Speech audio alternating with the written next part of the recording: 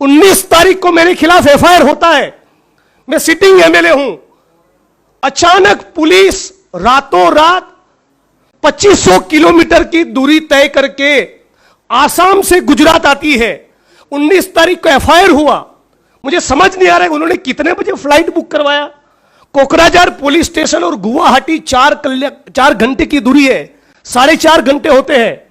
वहां से आप गुवाहाटी पहुंचते हो, गुवाहाटी से बेंगलोर का फ्लाइट, बेंगलोर से अहमदाबाद का फ्लाइट, अहमदाबाद से आप 140 किलोमीटर दूर वडगाम मेरा कॉन्स्टिट्यूंसी, वहां मुझे गिरफ्तार करने आए। मतलब कि कहीं ना कहीं एफआईआर करने से पहले आपके फ्लाइट की टिकट्स बुक हो चुके थे। It was a pre. क्या है, गिरफ्तारी करके मुझे ले गए, तब मुझे बता नहीं रहे। उनको मालूम है कि मैं लॉयर हूं, लॉ मेकर हूं, मुझे बोल नहीं रहे कि कौन सा मुकदमा है। एफआईआर का कॉपी नहीं दे रहे, कौन सी सेक्शंस लगी वो नहीं बता रहे। मेरे परिवार से, मेरे माता पिता से बात करने की अनुमति नहीं, मेरे लॉयर से बात करने नहीं दिया।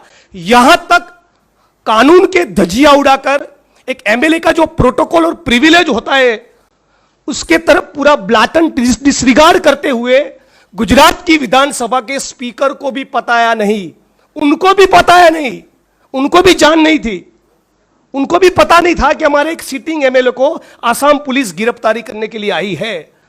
वो जब आसाम पहुंचे, शायद उसके बाद मैं उनकी कस्टडी में गया, तब शायद गुजरात की विधानसभा के स्पीकर को बताया गया कि आपके एमएलए को हम लोगों ने गिरफ्तार किया है। तो मैं तो मानता हूं ये आसाम की पुलिस ने गुजरात की अस्मिता और गुजरात के गौरव को खंडित किया है, और ये गुजरात की सरकार के लिए शर्मिंदगी की बात होनी चाहिए।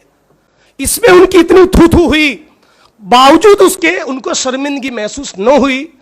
एक महिला को आगे किया और दूसरा एफआईआर मुझ पे करवाया। मैं मानता हूं इससे बड़ी बुज़दिली और कायरता कुछ नहीं हो सकती।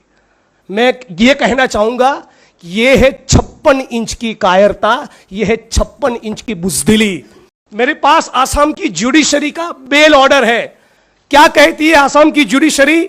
Instant FIR in the second information and seems to be manufactured. ये एफआईआर मैन्युफैक्चर्ड है, यह आसाम का जुडिशरी कह रहा है। उनका कमेंट है, this FIR is not maintainable. मेरे खिलाफ कोई मुकदमा बनता ही नहीं। आसाम की जुडिशरी कह रही है, commission of the offence under the section 353 IPC prima facie is not establish. Prima facie मेरे खिलाफ कोई केस बनता ही नहीं। No sane person will ever try to outrage the modesty of a lady police officer in presence of 2 male police officers. ये आसाम की judiciary कह रही है। The contrary to the FIR, the victim woman has deposed a different story before the learned magistrate.